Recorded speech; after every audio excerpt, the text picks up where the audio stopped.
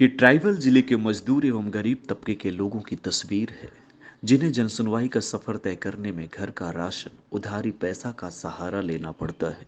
क्योंकि यहाँ जनसुनवाई के लिए आवेदन बनाने के नाम पर ही इतने पैसे लग जाते हैं कि उसकी भरपाई करने में 1 से 3 दिन की मजदूरी का पूरा पैसा खपाया जाता है।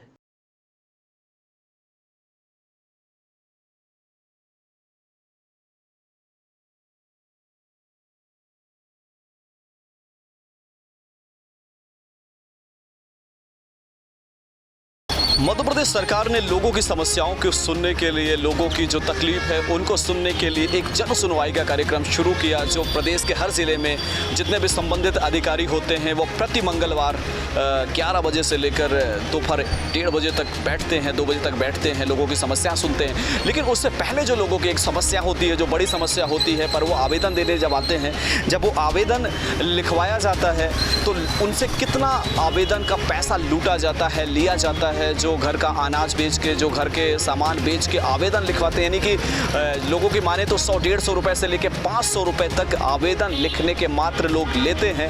लेते कौन है ये तो इसका खुलासा हम आगे रिपोर्टिंग पे करेंगे। लेकिन सवाल ये है कि पढ़ने लिखने के बाद उन पीढ़ी से हम ये कहना चाहते हैं कि इन गरीबों के साथ क्या आपके पढ़ाई करने के बाद ऐसे लोगों की मदद नहीं की जा सकती, जबकि अमूमन जो आवेदन लिखने की जो फीस होती है तकरीबन 15 से 20 रुपए की होती है। आइए, हमारे साथ कुछ लोग मौजूद हैं, हमारे साथ एक विकलांग साथी भी मौजूद है। मैं चाहूँगा अपने साथी के साथ थोड़ा पास में आएंगे, थोड़ा सा पास में आ जाएंगे।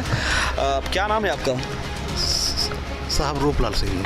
रूपलाल सिंह, कौन सी समस्या लेकर आप यहाँ पे कलेक्ट्रेट पे आए हैं? कितनी बार आ चुके हैं? साहब मेरा पिताजी अर्जी लेके गया था, उसके नाम से बना है जी। कितना लेते हैं अर्जी बनवाने का पैसा? वकील लोग हो गए 100-150 ले लेते साहब, मात्र अर्जी बनवाने का? जी। कितनी बार अर्जी दे चुके हैं आप? अर्जी एक बार एसपी साहब के यहाँ दी है, एक बार गोपारू थाना में दिए साहब। थोड़ा सा पास में आ जाएंगे। गोपारू थाना में दिए हैं। हाँ। जी। क्या मामला क्या था आपका?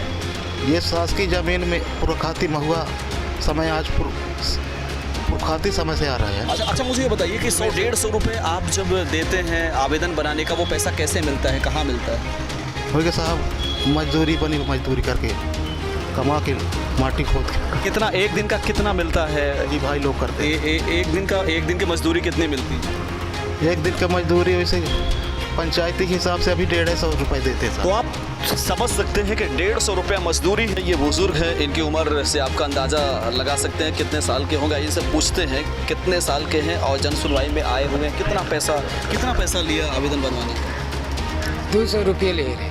200 रुपया बनवाई। तो ये आवेदन है जिसकी बनवाई। आपको ही बताइए, जब मजदूरी करते हैं तो कितना पैसा मिलता है?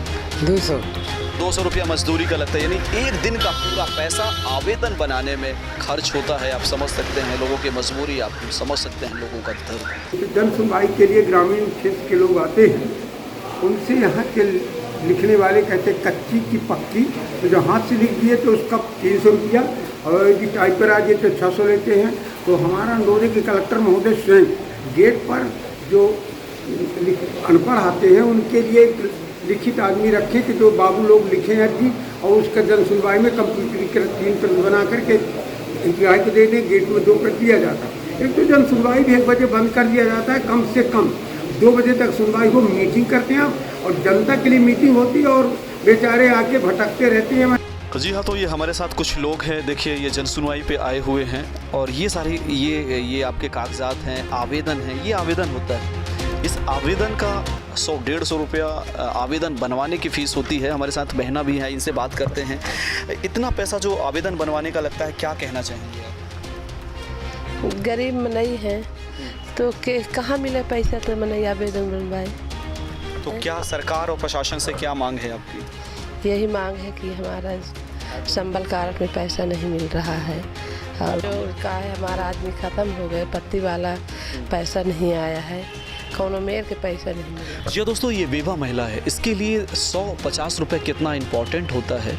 लेकिन ये जो आवेदन होते हैं, जो आवेदन बनाए जाते हैं, ये जो पैसे होते हैं 100-150 रुपये, 200 रुपये, इवन कि 500 रुपये तक कहा जाता है कि फ़ीस टाइप के नाम पर जो अशिक्षित हैं, जो नहीं जानते हैं, जो मजदूर लेवल के लोग हैं, उनसे ले लिया जाता है, उनसे लूट खसोट कर लिया जाता है। कभी आवेदन बनवाते हैं?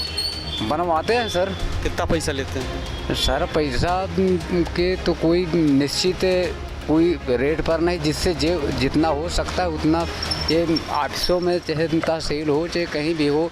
देखिए आज तक जो आप करें वास्तविक सही है कि आज जनता का माने कोई भी काम निःशुल्क नहीं होता है, चाहे कोई भी विभाग हो वहाँ जाते हैं तो बगैर प्रशासन से क्या मांगे करेंगे आपकी? सरकार से हमारे मांगे हैं कि हमारा तो चाहे आप कहें चाहे यहाँ कोई मंच साज के हमें माइक से बुलवा दे, हम ये चाहते हैं कि ये मजदूर एक कठिनाई पर पैसा